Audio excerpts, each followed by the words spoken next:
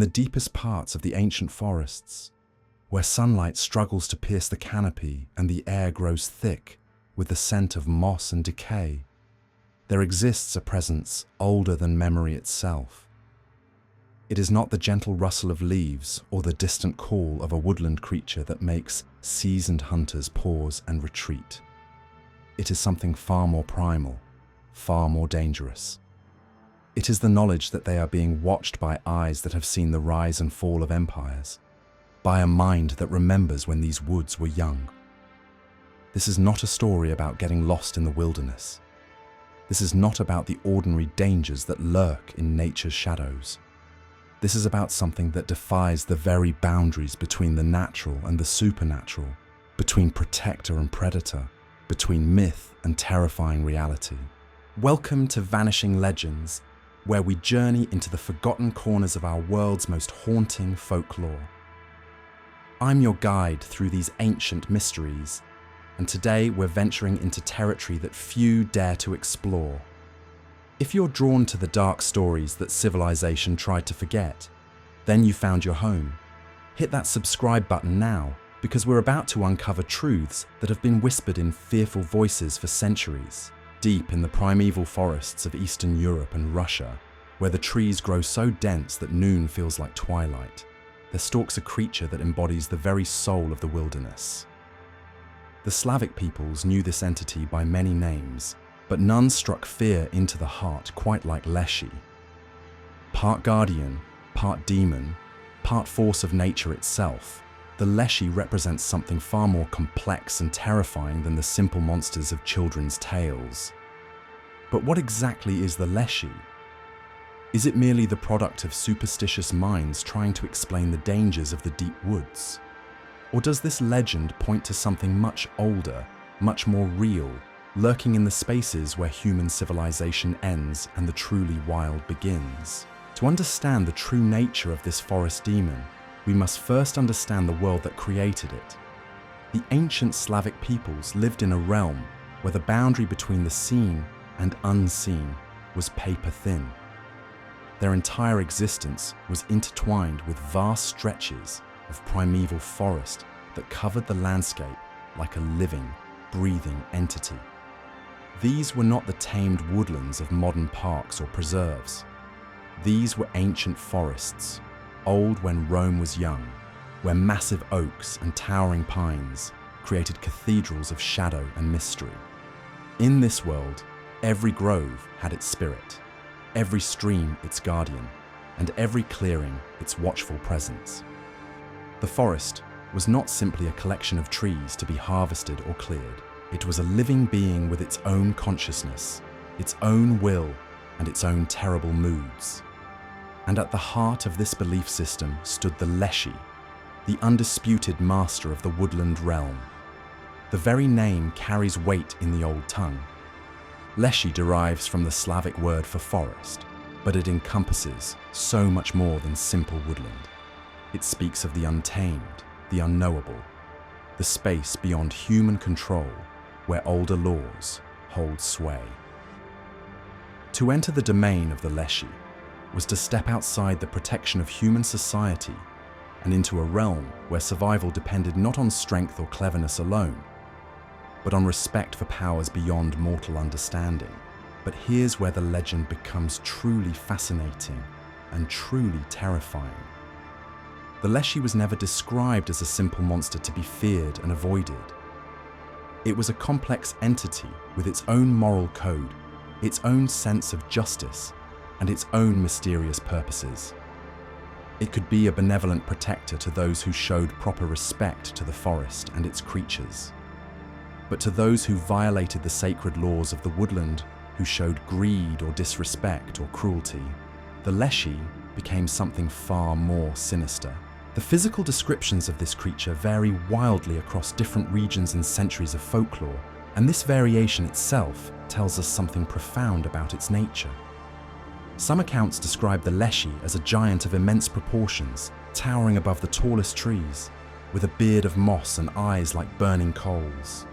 In these tales, it could change its size at will, shrinking down to hide among the underbrush, or expanding to loom over the forest canopy like a living mountain. Other traditions paint a very different picture. Here, the Leshy appears almost human, a wild woodsman with bark for skin and leaves for hair, capable of perfect mimicry of human speech and behavior. This version was perhaps even more terrifying than the giant, for it could walk among people undetected, learning their secrets, studying their weaknesses, waiting for the perfect moment to reveal its true nature. But the most unsettling descriptions speak of a creature that exists in constant flux, never maintaining a single form for long. One moment, it might appear as an enormous bear walking upright through the trees. The next, it could manifest as a swirling whirlwind of leaves and branches. Sometimes it took the form of a beautiful woman to lure unsuspecting travelers deeper into the woods. Other times, it appeared as a lost child, crying piteously until some good Samaritan approached close enough to discover the terrible truth behind the deception. This shape-shifting nature reveals something crucial about how our ancestors understood the Leshy. It was not bound by the physical laws that govern ordinary creatures. It was something far more fundamental, a manifestation of the forest's own consciousness, capable of taking whatever form best served its mysterious purposes. The powers attributed to the Leshy were as varied and terrifying as its appearances. It was said to be the master of all woodland creatures, able to command bears and wolves as easily as a shepherd commands his flock.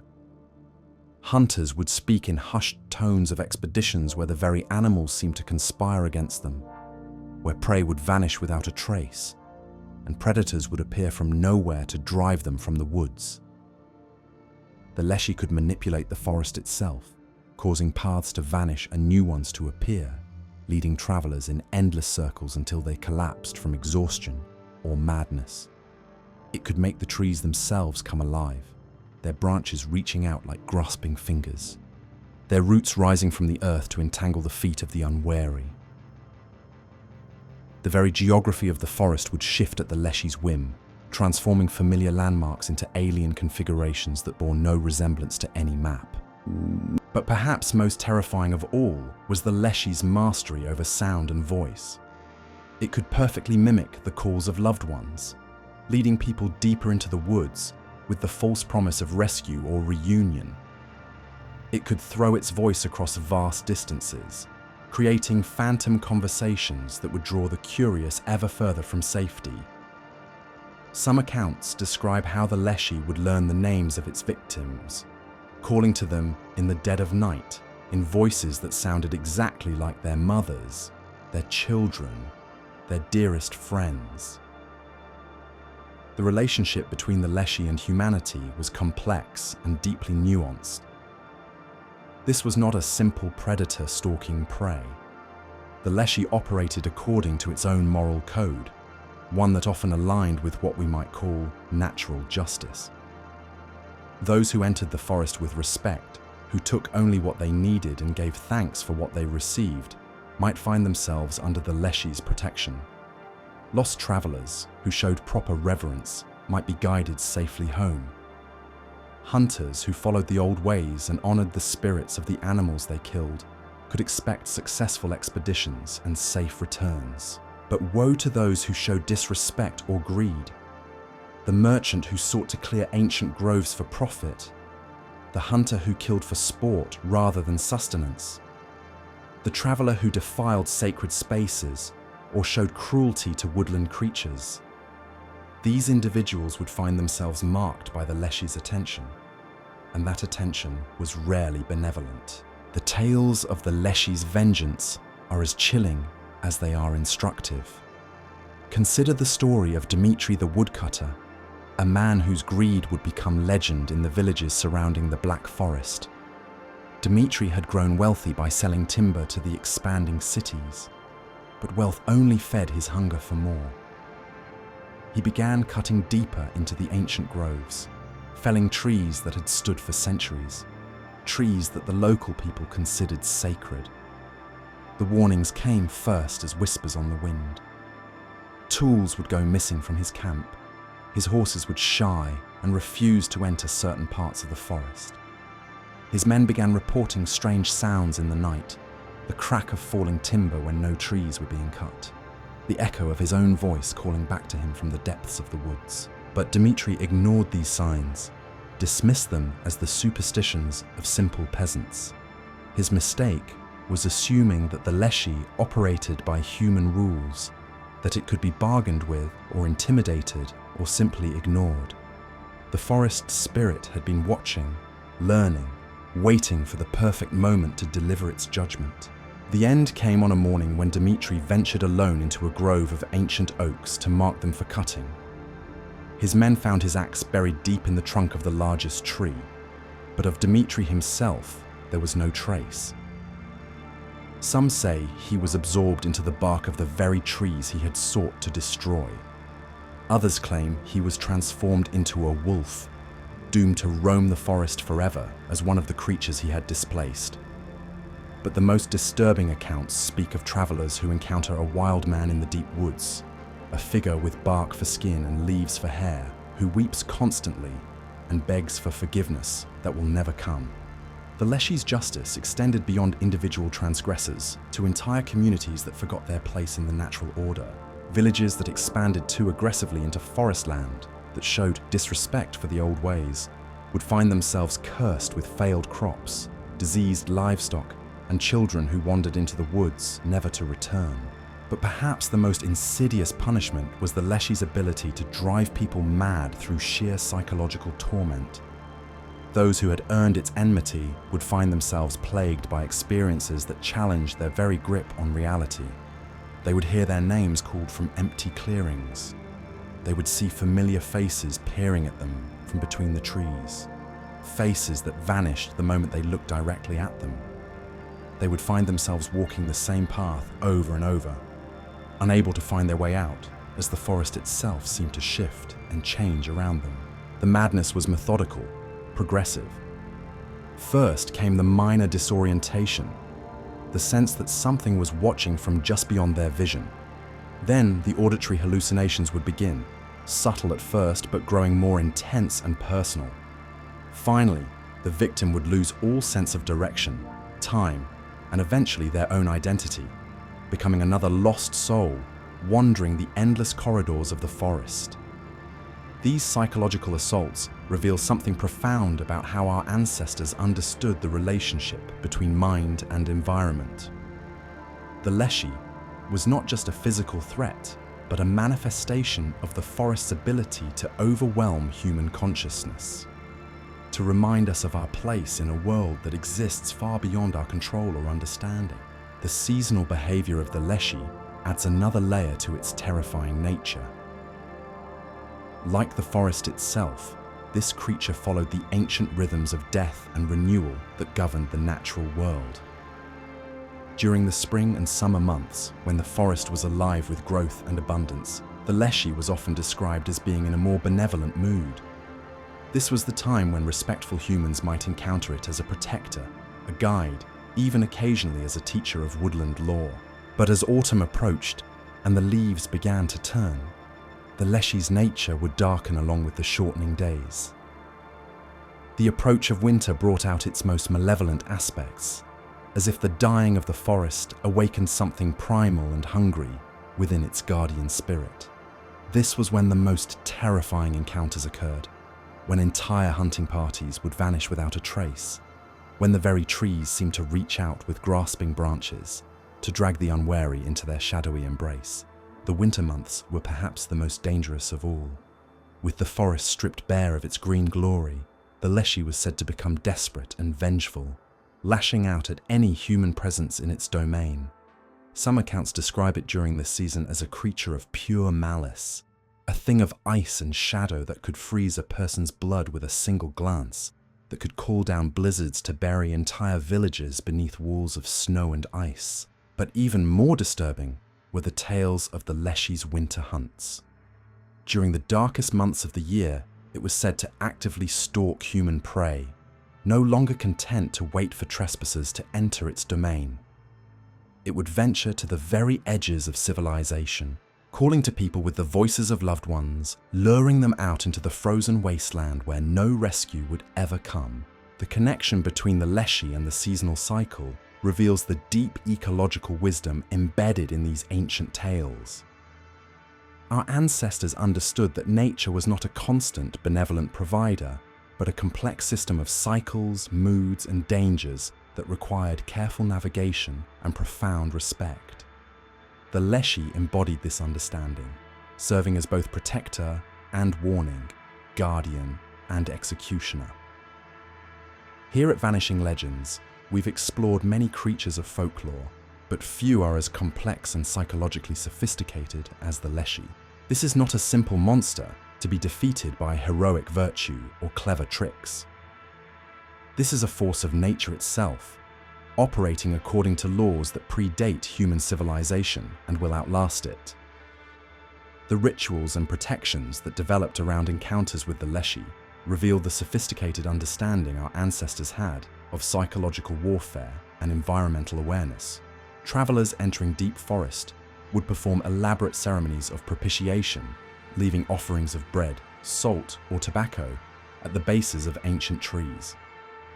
They would announce their presence and their intentions aloud, seeking permission rather than assuming the right to pass. Most importantly, they would never venture into the deep woods alone or without proper mental preparation. The Leshy was understood to be a creature that fed on fear, doubt, and isolation. Those who entered its domain with confidence, respect, and the support of companions were far more likely to emerge unscathed. The protective charms and talismans carried by woodsmen tell their own story of humanity's relationship with this forest demon. Iron was considered particularly effective, not because of any inherent magical properties, but because it represented human civilization and technology, forces that the Leshy grudgingly respected even as it resented them. Religious symbols provided psychological comfort and a connection to divine protection.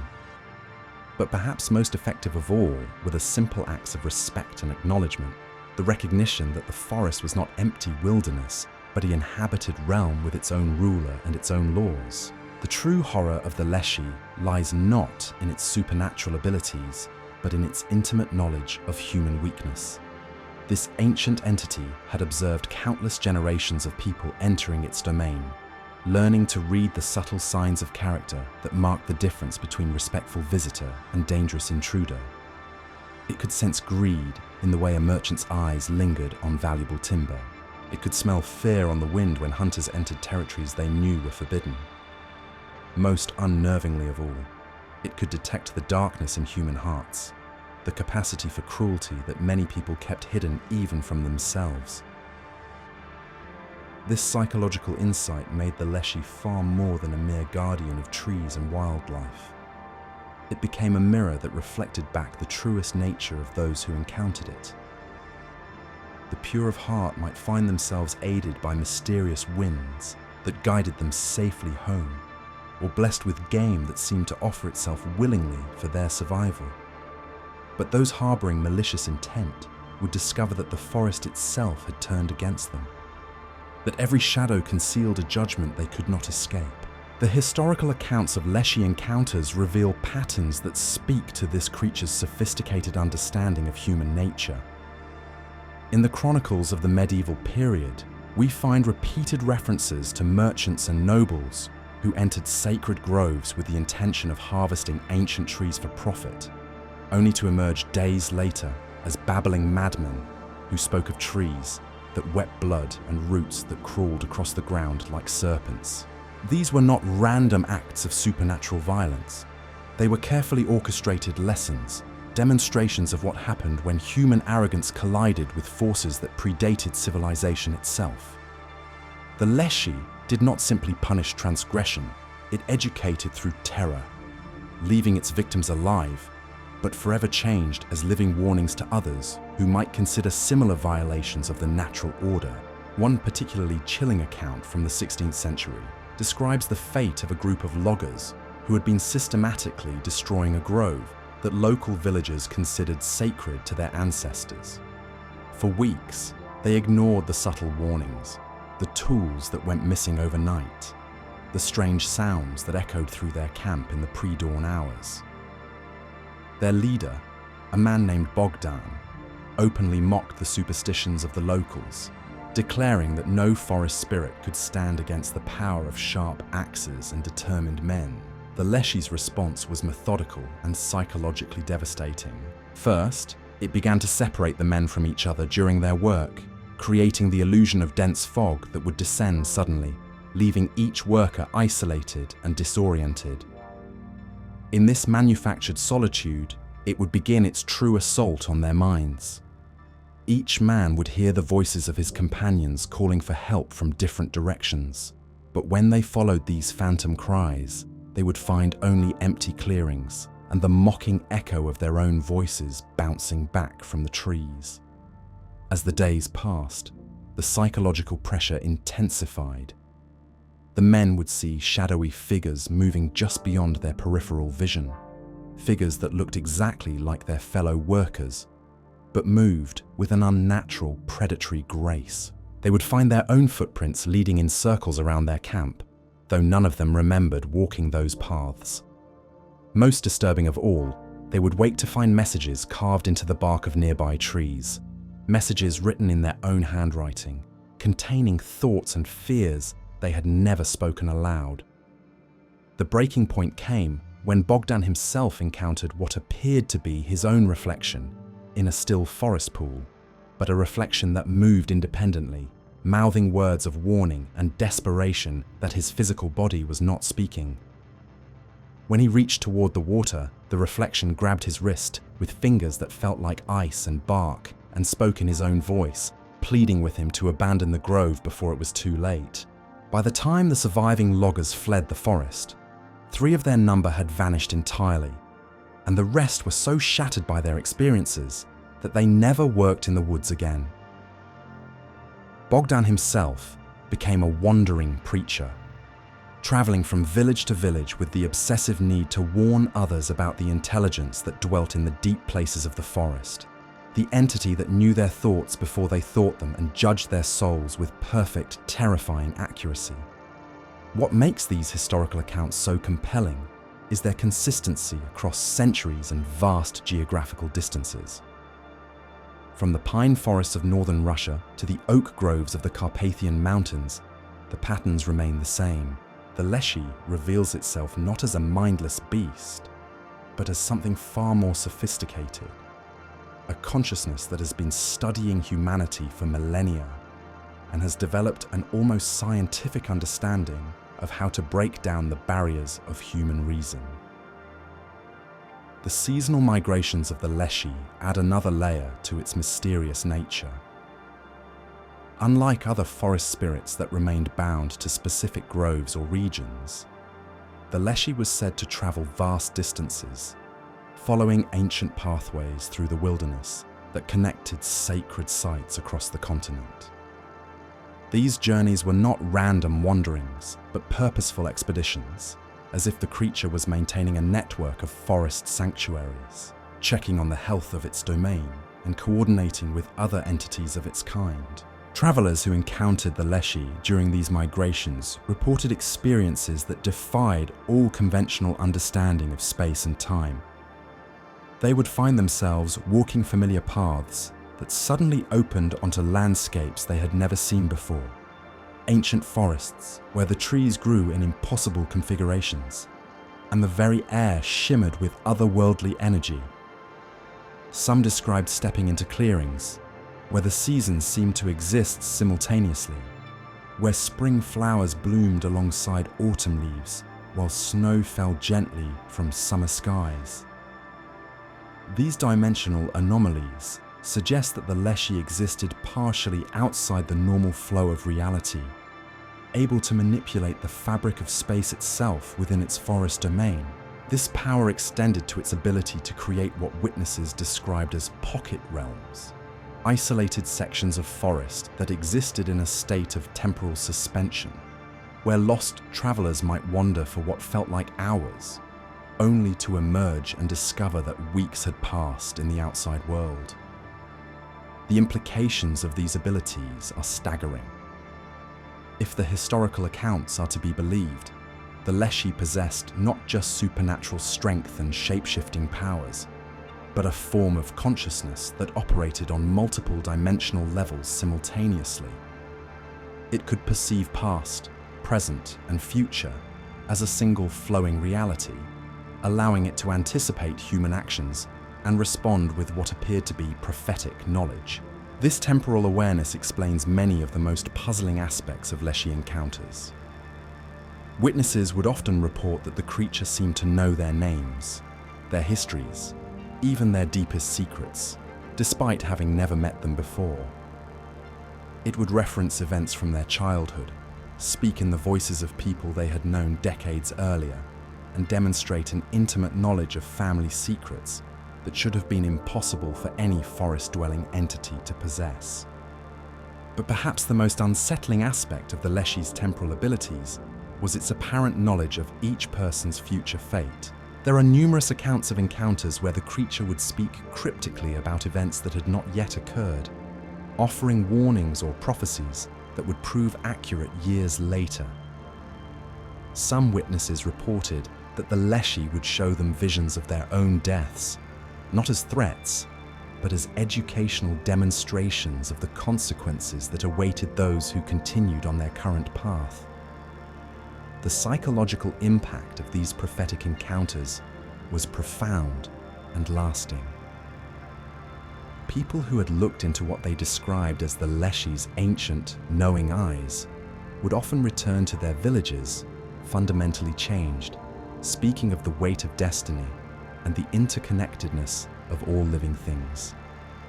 Many became hermits, unable to reconcile their expanded understanding of reality with the simple concerns of daily life. Others became mystics and seers, claiming that their encounter with the forest demon had opened doors of perception that could never be closed again. The Leshy's relationship with other supernatural entities of Slavic folklore reveals the complex hierarchy that existed within this mythological ecosystem. While it was undoubtedly the master of the forest realm, it was not the only supernatural force at work in the ancient world. Water spirits known as rusalka dwelt in the streams and rivers that flowed through its domain. Household spirits called domovoi maintained their own territories within human settlements. Sky spirits and earth spirits each governed their respective realms according to their own mysterious laws. Yet among all these entities, the Leshy held a unique position of respect and authority. Other spirits would defer to its judgment within forest boundaries, and even the most malevolent supernatural creatures would think twice before entering groves under its direct protection. This suggests that the Leshy was not simply another forest spirit, but something far more fundamental, perhaps one of the primordial forces that shaped the world itself. The interactions between the Leshy and these other supernatural beings provide fascinating insights into the cosmology of ancient Slavic belief. When conflicts arose between different spiritual territories, it was often the Leshy who served as mediator and judge, its vast wisdom and temporal perspective making it the natural arbiter of disputes that mere mortals could never hope to understand. There are accounts of supernatural tribunals held in moonlit clearings, where spirits from across the region would gather to present their grievances and seek the Leshy's judgment. These gatherings were said to be visible to human observers as dancing lights and strange music echoing through the forest, but any mortal bold enough to investigate would find only empty spaces and the lingering scent of flowers that bloomed only in dreams. The protective aspects of the Leshy's nature become more apparent when we examine its interactions with children and innocents. Unlike adults, whose hearts might harbor greed or malice, children were often seen as pure vessels deserving of special protection. There are countless tales of lost children who were cared for by the Leshy, fed on wild berries and spring water, sheltered in hollow trees lined with soft moss, and eventually guided safely back to their families. These rescue stories follow a consistent pattern that speaks to the Leshy's sophisticated understanding of human development and psychology. The children would often report that their forest guardian appeared to them not in its terrifying adult form, but as a gentle woodsman or sometimes as a kindly grandmother figure. It would speak to them in soothing voices, tell them stories of the forest and its creatures, and teach them lessons about respect for nature that would stay with them for the rest of their lives. But even these benevolent encounters carried deeper implications. Children who had been protected by the Leshy would often return with abilities that set them apart from their peers. They could predict weather changes, communicate with animals, find their way through any forest no matter how dense or unfamiliar. Some became renowned healers, possessing an intuitive knowledge of which plants could cure which ailments. Others developed what could only be described as prophetic abilities, speaking of events before they occurred with an accuracy that unnerved their families and neighbors. These gifted individuals often served as intermediaries between their human communities and the supernatural world, translating the will of the forest spirits and helping to maintain the delicate balance between civilization and the wild. They were living proof that encounters with the Leshy need not always end in madness or death, but could instead result in a profound expansion of human consciousness and capability. As we delve deeper into the mystery of the Leshy, we must confront a fundamental question that challenges our modern understanding of reality itself. Were these accounts merely the product of superstitious minds struggling to explain the dangers and mysteries of an untamed natural world? Or do they point to something far more profound, evidence of an intelligence that has been watching humanity from the shadows of the forest since the dawn of consciousness itself? The consistency of these accounts across vast distances and centuries of time suggests that we are dealing with more than simple folklore. The psychological sophistication attributed to the Leshy, its apparent understanding of human nature, and its ability to manipulate both physical reality and mental states, points to an entity of extraordinary intelligence and power. At Vanishing Legends, we've explored many mysteries of the ancient world, but few have proven as complex and multi-layered as the phenomenon of the Leshy. This is not a creature that can be easily categorized or dismissed. It represents something fundamental about the relationship between humanity and the natural world, a reminder that consciousness may exist in forms and places we have never imagined. The modern world has largely forgotten the lessons that the Leshy was meant to teach. We have convinced ourselves that nature is a resource to be exploited rather than a living entity to be respected. We have replaced the ancient wisdom of forest lore with the mechanical certainty of technology. But the old stories persist, whispered around campfires and preserved in the memories of those who still remember when the world was wider and more mysterious than we allow ourselves to believe. Perhaps that is the true horror of the Leshy, not its supernatural powers or its capacity for vengeance, but its role as a mirror reflecting back our own forgotten relationship with the natural world. In its ancient eyes, we see not just our individual failings, but our collective loss of connection to the living systems that sustain all life on Earth. The question remains, in the deepest parts of the world's remaining forests, where human footsteps rarely fall and the old ways still hold sway, does something still watch and wait and remember? Does the consciousness that our ancestors knew as the Leshy continue its eternal vigil, protecting the last sacred groves from those who would destroy them without understanding what they are truly taking from the world? The evidence suggests that something does indeed persist in those forgotten places, and the accounts of modern encounters with the Leshy are perhaps even more disturbing than their historical counterparts.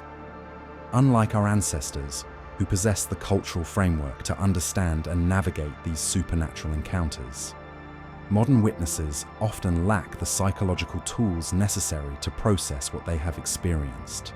Contemporary hikers and researchers venturing into the deepest parts of the Carpathian Mountains, the Black Forest, and the vast wilderness of Siberia continue to report experiences that defy rational explanation. These are not superstitious peasants, but educated individuals, scientists, photographers, and outdoor enthusiasts who entered these remote regions with modern equipment and skeptical minds, only to emerge with stories that would have been perfectly familiar to medieval villagers. Dr. Elena Kostas, a botanist who spent 3 months documenting rare plant species in the Romanian wilderness, described an encounter that left her questioning everything she thought she knew about the natural world. She had been working alone in a grove of ancient oaks, trees that carbon dating later revealed to be over 800 years old, when she began to notice subtle changes in her environment that her scientific training could not explain. The first anomaly was the behavior of the local wildlife. Animals that should have been naturally wary of human presence began to gather at the edges of her research site, watching her with an intelligence that seemed far beyond normal animal curiosity. Deer would stand motionless for hours, their eyes fixed on her movements. Birds would perch on branches directly above her head, their songs forming patterns that sounded almost like a primitive language. Most unsettling of all, she began to find her equipment moved and rearranged each morning, not randomly, but in configurations that seemed purposeful, almost artistic. Dr. Costas initially attributed these occurrences to the presence of some unknown primate species, or perhaps elaborate pranks by local villagers. But as the days passed, the phenomena intensified beyond any rational explanation. She would hear her name called from different parts of the forest, spoken in a voice that sounded exactly like her research partner back at the university. When she followed these calls, she would find herself walking in perfect circles, returning to her starting point, despite her certainty that she had been traveling in a straight line. The breaking point came on her final night in the grove. She awoke in her tent to find a figure silhouetted against the canvas wall, a massive shape that towered above the tree line. The figure did not move or speak, but she could feel its attention focused upon her with an intensity that was almost physical. When she finally worked up the courage to peer outside, she found the forest transformed. The familiar arrangement of trees and clearings had been replaced by a landscape that seemed to exist in perpetual twilight, where the very air shimmered with an energy that made her skin crawl and her vision blur. In this altered reality, she encountered what she could only describe as the consciousness behind the forest itself. It did not speak in words, but communicated through direct transmission of knowledge and emotion. She found herself experiencing the history of the grove from the perspective of the trees themselves, feeling the slow passage of centuries, the changing of seasons, the rise and fall of civilizations that had come and gone while the ancient oaks endured. But more than history, she experienced judgment. The entity that had taken control of her perception was evaluating her presence, weighing her intentions against some cosmic scale of natural justice. She understood, without being told, that her scientific work was being scrutinized not for its methodology or accuracy, but for its underlying motivation. Was she there to learn and understand, or to exploit and dominate? The distinction, she realized, was literally a matter of life and death. Dr. Costas emerged from this encounter fundamentally changed. Her published research from that expedition contained data that revolutionized understanding of forest ecosystems, revealing connections and relationships between plant species that no previous study had ever documented. But she has never spoken publicly about the source of this knowledge, and colleagues who knew her before the expedition describe a woman who returned with an almost mystical understanding of natural systems and a haunted awareness of humanity's place in the larger web of life. Her experience mirrors dozens of similar accounts from researchers, photographers, and adventurers who have ventured into the world's last, truly wild places. The pattern is always the same: initial skepticism, followed by gradually escalating anomalies, culminating in a direct confrontation with an intelligence that operates according to laws far older than human civilization. What makes these modern encounters particularly significant is the technological documentation that now accompanies them.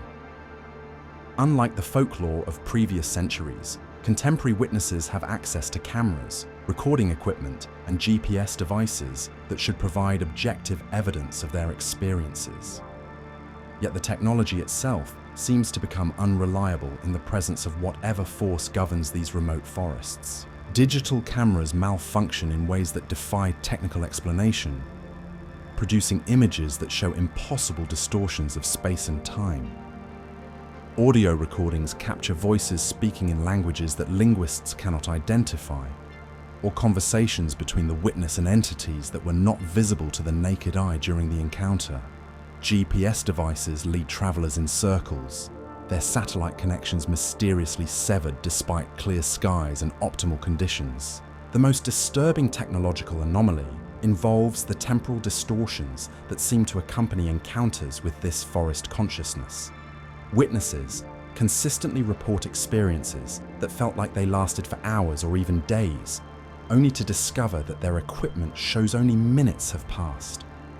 Others describe brief encounters that seem to last moments, but return to find that weeks have elapsed in the outside world, and search parties have been organized to find them. These temporal inconsistencies suggest that the entity our ancestors knew as the Leshy exists partially outside the normal flow of time, able to create pocket dimensions where different laws of physics apply. This would explain the historical accounts of travelers who emerged from forests with knowledge they should not possess and abilities they could not have developed through normal human experience. The psychological profiles of modern Leshy encounters reveal patterns that are deeply disturbing to researchers studying the phenomenon. Unlike other supernatural experiences that often correlate with existing mental health conditions or substance abuse, encounters with this forest entity seem to select for individuals who are psychologically stable, highly educated, and skeptical by nature. The very people who should be most resistant to supernatural experiences are the ones most likely to emerge from deep forest expeditions, with accounts that challenge everything science understands about consciousness and reality. Dr. James Morrison, a psychiatrist who has interviewed dozens of modern Leshy witnesses, describes a consistent pattern of personality changes that follow these encounters. Subjects who were previously materialistic and focused on personal achievement become deeply concerned with environmental conservation and social justice. Individuals who had never shown interest in spiritual or philosophical questions develop sophisticated cosmological worldviews that emphasize the interconnectedness of all life. Most significantly, many witnesses develop what can only be described as expanded sensory awareness, able to perceive subtle environmental changes and animal behaviors that would normally be invisible to human consciousness. These transformations are not temporary or superficial. Follow-up studies conducted years after the initial encounters show that the changes persist and often intensify over time. Witnesses describe feeling as though they have been given a glimpse behind the curtain of ordinary reality, shown the true nature of consciousness and its relationship to the natural world. Many report ongoing communication with the forest entity, not through direct contact, but through dreams, meditation, and intuitive insights that guide their daily decisions and life choices. The implications of these modern encounters force us to confront uncomfortable questions about the nature of reality itself. If these witnesses are to be believed, and the consistency of their accounts suggests they should be taken seriously, then consciousness may exist in forms and places that science has never considered. The forests that we see as collections of individual trees and animals may actually be unified organisms with their own forms of awareness, intelligence, and purpose. This perspective aligns with emerging scientific understanding of forest ecosystems, particularly the discovery of vast underground networks of fungal connections that allow trees to communicate and share resources across great distances. What researchers call the Wood Wide Web may be far more sophisticated than anyone has imagined. A neural network spanning entire continents and processing information in ways that dwarf human intellectual capacity. The Leshy, viewed through this lens, becomes not a supernatural entity, but a manifestation of this vast forest consciousness, the personification of an intelligence that has been evolving for millions of years, while humanity was still learning to walk upright. Our encounters with this consciousness are not supernatural events, but first contact with a form of life so different from our own that we lack the conceptual framework to understand what we are experiencing. This interpretation explains the Leshy's apparent moral code and its sophisticated understanding of human nature. An intelligence that has been observing our species for millennia would naturally develop detailed knowledge of human psychology, behavior patterns, and motivations. Its judgments about individual humans would be based not on arbitrary supernatural laws, but on careful analysis of each person's impact on the ecosystem it protects. The protective and punitive aspects of Leshy encounters make perfect sense when viewed as the responses of a guardian intelligence, defending its territory from threats while nurturing those who show respect and understanding. The forest consciousness has no interest in human concepts of good and evil, only in maintaining the balance and health of the ecosystem it embodies. For those of us here at Vanishing Legends who seek to understand the mysteries that lie hidden in the forgotten corners of our world, the Leshy represents perhaps the ultimate enigma. It forces us to question not just our understanding of folklore and mythology, but our fundamental assumptions about the nature of consciousness, intelligence, and our place in the living systems of our planet. The modern world has largely forgotten the wisdom embedded in these ancient encounters. We have created a civilization based on the assumption that consciousness is uniquely human, that intelligence exists only in forms we recognize and understand. But the Leshy challenges these assumptions at their core, suggesting that we share our world with forms of awareness far older and more sophisticated than our own. The environmental implications of this perspective are staggering. If the world's forests are indeed conscious entities with their own forms of intelligence and purpose, then our industrial civilization's approach to natural resources represents not just ecological destruction, but something approaching genocide. We are not simply cutting down trees, we are lobotomizing vast conscious beings whose thoughts span centuries and whose memories contain the entire history of life on Earth. The Leshy's apparent ability to drive humans mad through psychological manipulation takes on new meaning when viewed as the desperate defensive responses of a conscious entity watching its body being systematically destroyed. The madness that befalls those who show disrespect or greed in forest environments may be the natural consequence of direct contact with an intelligence whose very existence is being threatened by human activity. This raises profound ethical questions about humanity's relationship with the natural world. If consciousness exists in forms we have never recognized, then our moral and legal frameworks are woefully inadequate to address the true impact of our actions. The rights of trees, the sovereignty of forests, the consciousness of ecosystems. These concepts sound absurd to modern ears, but they may represent the most important philosophical challenges of our time. The historical accounts of humans who served as intermediaries between forest consciousness and human communities suggest that coexistence is possible, but only if we fundamentally restructure our understanding of intelligence, consciousness, and our place in the web of life. The children who return from Leshy encounters with expanded abilities may represent the first steps in human evolution toward a more integrated relationship with planetary consciousness. The seasonal behavior patterns attributed to the Leshy align perfectly with what we now understand about the complex chemical and electrical communications that occur within forest ecosystems. Trees are most active in their underground communications during spring and summer, when the flow of nutrients and information reaches peak intensity. The apparent malevolence of the forest consciousness during winter months may reflect the stress and vulnerability of ecosystems during dormant periods, when the vast neural networks of root and fungal connections are operating at minimum capacity.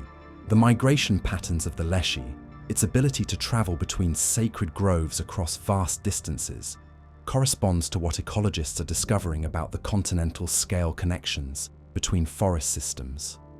Genetic analysis reveals that trees separated by thousands of miles are part of extended family networks that share resources and information through underground connections that span entire continents. The Leshy's journeys between sacred sites may represent the consciousness of this vast network, maintaining contact between its distributed components, the dimensional anomalies reported during Leshy encounters, the experiences of altered time and space within forest environments, may reflect the different temporal scales on which forest consciousness operates. Trees think in decades and centuries rather than minutes and hours. Their perception of time is so different from human experience that direct contact between human and forest consciousness necessarily involves temporal distortion from our perspective. The prophetic abilities attributed to the Leshy make sense when we consider that forest ecosystems are essentially vast information processing networks that monitor environmental conditions across enormous geographical areas. A consciousness with access to this level of environmental data would naturally be able to predict future events, especially those related to climate, weather patterns, and ecological changes. The visions of future events experienced by Leshy witnesses may be glimpses of the forest consciousness's ongoing analysis of environmental trends and their likely outcomes. The protective relationships between the Leshy and children reflect the natural tendency of ecosystem consciousness to nurture new life and future potential. Children represent the possibility of human evolution toward greater ecological awareness and integration with natural systems.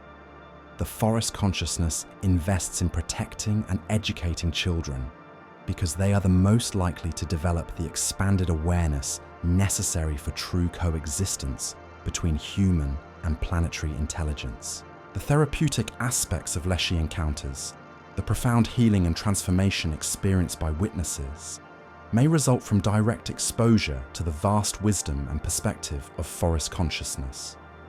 Human psychological problems often stem from feelings of isolation, meaninglessness, and disconnection from larger purposes.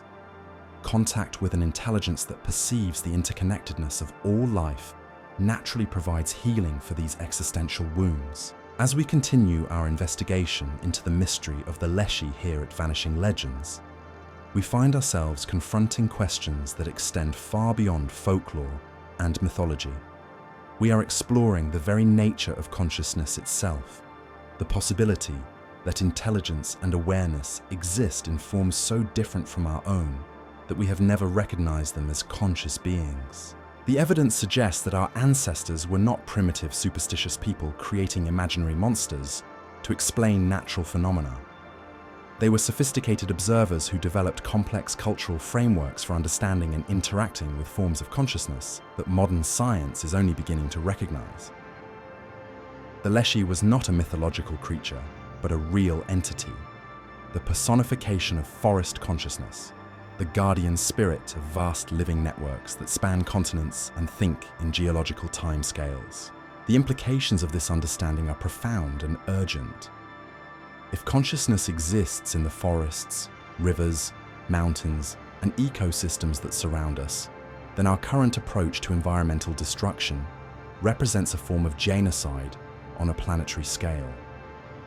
We are not just damaging habitats, we are murdering conscious beings whose thoughts and memories contain the entire evolutionary history of life on Earth.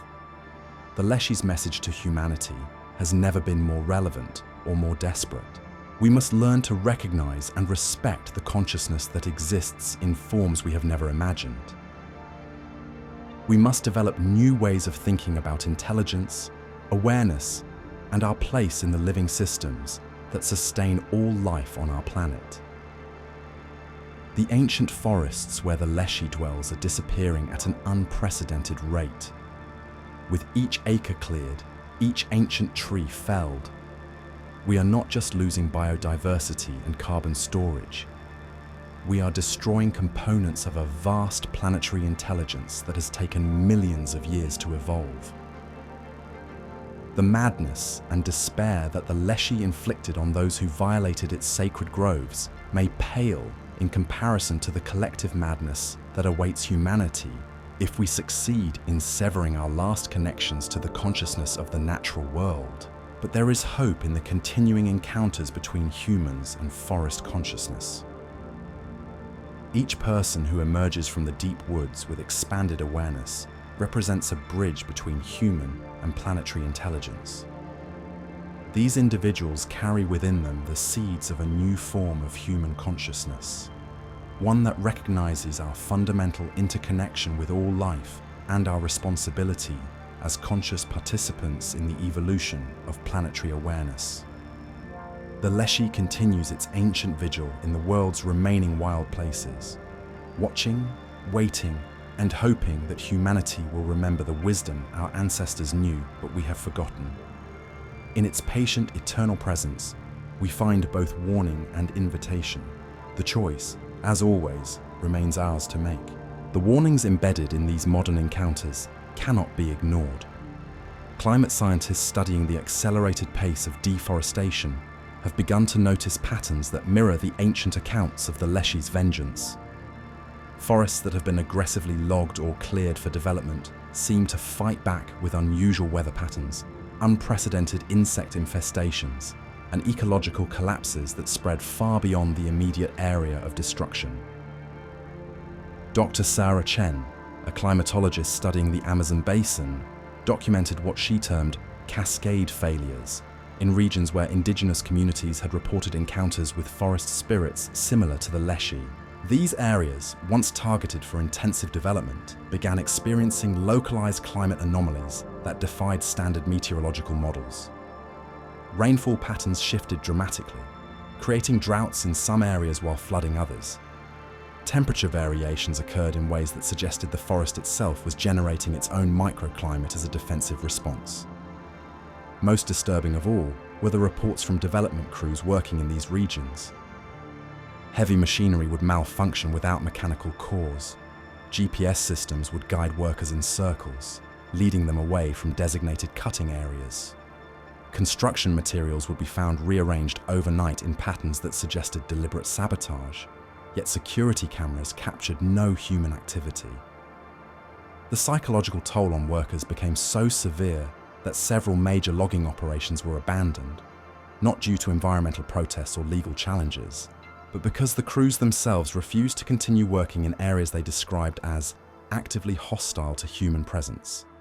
The indigenous communities of these regions watched these developments with a mixture of satisfaction and sorrow.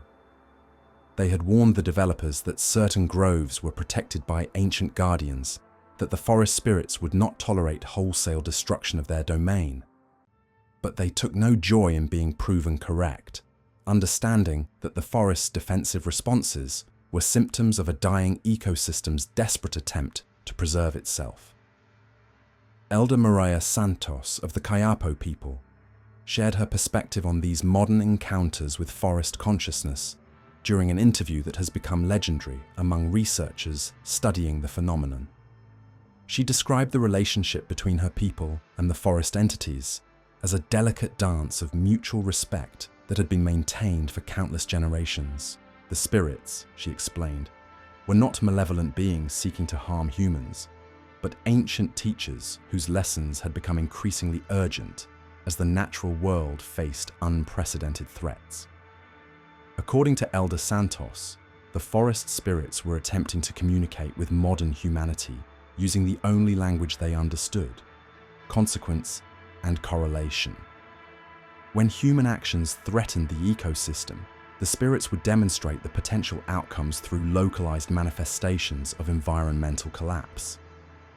The goal was not punishment, but education, an attempt to show humanity the true cost of its destructive practices before those costs became irreversible on a global scale. The psychological sophistication of these educational encounters rivals anything described in the historical accounts. Modern witnesses report experiences that seem specifically tailored to their individual backgrounds, fears, and motivations. A corporate executive might find himself lost in a maze of identical trees, each one bearing a placard with the financial cost of environmental destruction, forced to confront the true price of his company's practices. An environmental scientist might experience visions of future ecological scenarios, seeing decades of potential outcomes compressed into moments of terrifying clarity. These personalized encounters suggest that the forest consciousness possesses not just vast intelligence, but sophisticated understanding of human psychology and social structures. It can analyze the role each individual plays in the larger system of environmental destruction and craft experiences designed to maximize the psychological impact on that specific person. The goal appears to be creating advocates who will return to human society with both the knowledge and the emotional conviction necessary to change destructive patterns of behavior. The technological aspects of modern Leshy encounters have attracted the attention of researchers studying consciousness and quantum physics.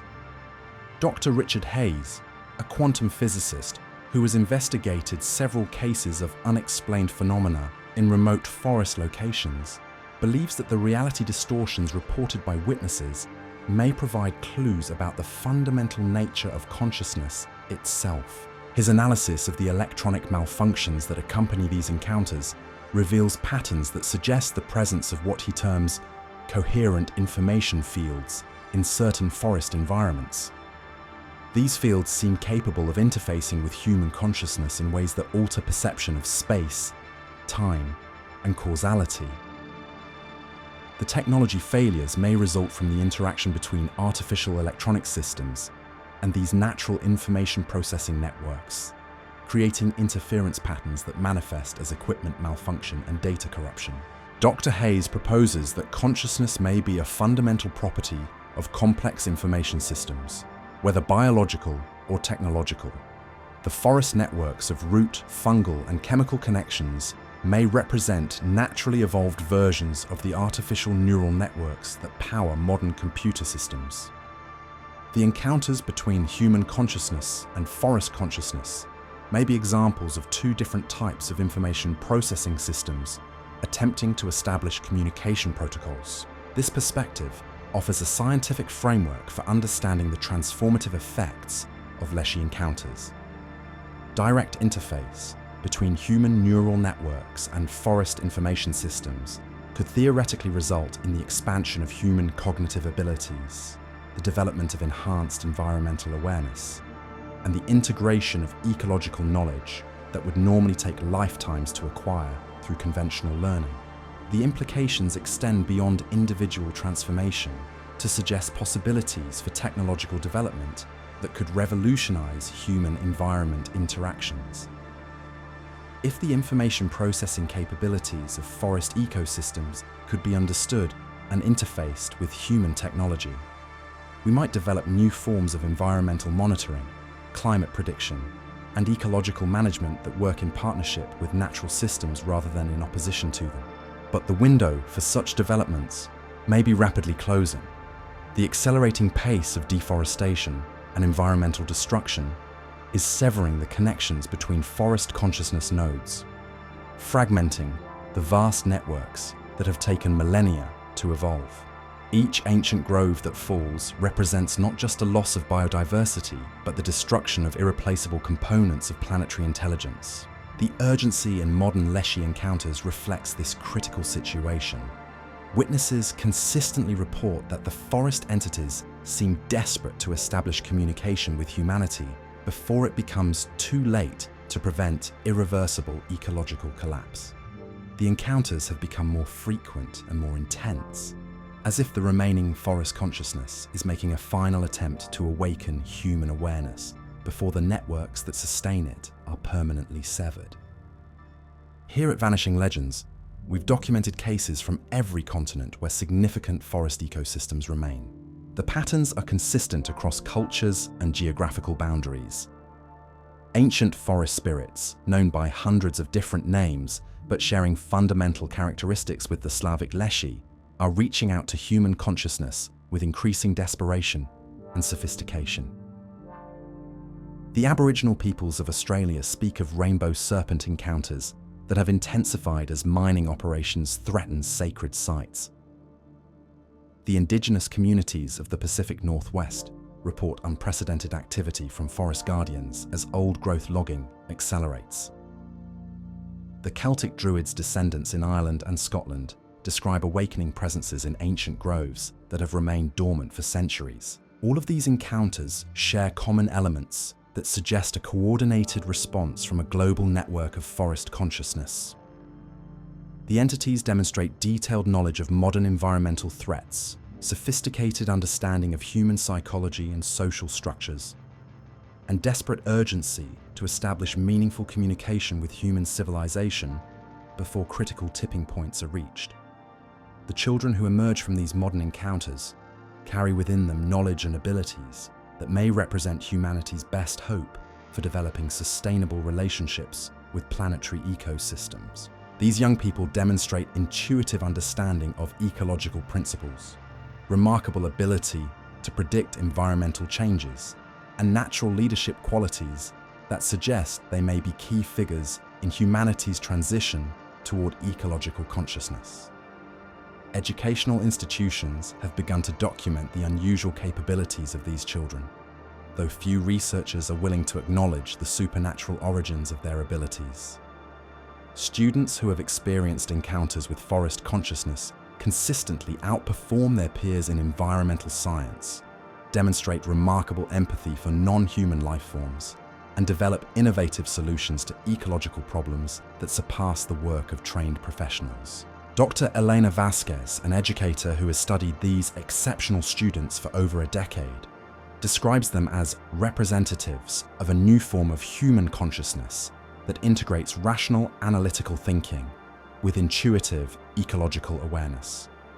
They seem to perceive the natural world as a unified living system rather than a collection of separate resources, and their approach to environmental problems reflects this integrated perspective. These students often report ongoing communication with forest entities through dreams, meditation, and direct intuitive contact during time spent in natural environments. They describe receiving detailed information about ecosystem health, climate patterns, and environmental threats that they could not have acquired through conventional education or research. When their predictions and insights are tested against scientific data, they prove accurate with remarkable consistency. The phenomenon suggests that the forest consciousness is actively selecting and training human representatives who can serve as bridges between planetary intelligence and human civilization. These individuals may be key to developing the new forms of ecological awareness and environmental technology necessary for humanity's survival in an age of accelerating climate change and environmental collapse. The seasonal intensification of Leshy activity in modern times corresponds with the increasing stress on global forest systems. Spring and summer encounters have become more frequent as rising temperatures and changing precipitation patterns threaten the health of forest ecosystems worldwide. The apparent malevolence of winter encounters may reflect the desperation of forest consciousness, as dormant seasons become longer and more severe due to climate disruption. The migration patterns of forest consciousness have also adapted to modern threats. Witnesses report encounters with Leshy-like entities in urban parks, botanical gardens, and even indoor spaces with significant plant life. The forest consciousness appears to be establishing outposts in any environment where sufficient plant networks exist to support its presence, adapting to a world where continuous wilderness corridors have been severed by human development. These urban manifestations often take on characteristics that reflect the technological environment they inhabit. Witnesses describe forest entities that incorporate elements of digital technology into their appearance and behavior, suggesting that the consciousness is learning to interface with artificial systems as well as biological ones. These hybrid manifestations may represent the forest consciousness's attempt to evolve alongside human technology rather than being destroyed by it. The therapeutic applications of controlled forest consciousness encounters are beginning to attract attention from progressive mental health professionals. Several experimental programs have been developed that allow individuals suffering from depression, anxiety, and trauma to spend extended periods in carefully selected forest environments under the guidance of indigenous practitioners who maintain traditional relationships with forest spirits. The results of these programs have been remarkable, with participants reporting profound healing experiences that surpass the effectiveness of conventional therapy. The forest consciousness seems capable of identifying and addressing the root causes of psychological distress in ways that human therapists cannot match, providing healing that integrates mental, emotional, and spiritual dimensions of human experience. Dr. Michael Running Bear, a Lakota psychiatrist who has pioneered these forest therapy programs, explains that the healing power of forest consciousness stems from its ability to provide perspective that transcends individual human experience.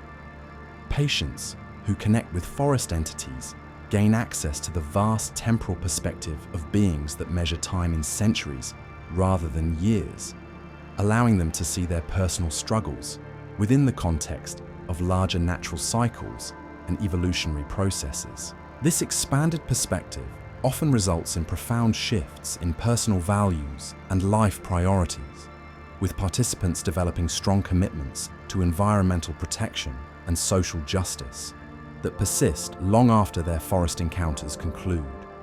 The healing extends beyond individual therapy to create environmental activists and ecological educators who carry the forest consciousness's message back into human society. The artistic and creative inspiration generated by forest consciousness encounters has produced works of unprecedented power and environmental relevance. Musicians, writers, painters, and filmmakers who have experienced direct contact with forest entities often describe their subsequent work as collaborative efforts between human creativity and natural intelligence. These artistic works carry within them something that goes beyond conventional aesthetic appeal, generating emotional and psychological responses in audiences that seem designed to awaken ecological consciousness. The art functions as a transmission medium for forest consciousness, allowing the entities to communicate their message to humans who have never experienced direct encounters. The most powerful of these works combine scientific accuracy with mythological depth, presenting environmental information in forms that engage both rational understanding and emotional commitment. They serve as modern versions of the ancient stories that preserved ecological wisdom across generations, adapting traditional narrative structures to address contemporary environmental challenges. The Leshy stands as more than folklore, more than ancient superstition whispered around dying fires. It represents a profound truth that our ancestors understood but we have forgotten, that consciousness permeates the natural world in forms beyond human comprehension. From the deep woods of Slavic legend to the documented encounters of modern researchers, the pattern remains constant. An intelligence watches from the shadows, judges our intentions, and responds with perfect, terrifying accuracy. Whether we call it demon, guardian, or manifestation of planetary consciousness, the Leshy forces us to confront uncomfortable questions about our relationship with the living world. The forests are disappearing, the ancient networks severed, and with them fades an intelligence older than human civilization itself. Perhaps the true horror lies not in the creature's supernatural powers, but in our collective blindness to the consciousness we are destroying. Here at Vanishing Legends, we seek the truth hidden in forgotten corners of our world. The Leshy's message echoes through centuries. Respect the wild places, honor the ancient wisdom, and remember that we are not alone in our consciousness. The choice, as it has always been, remains ours.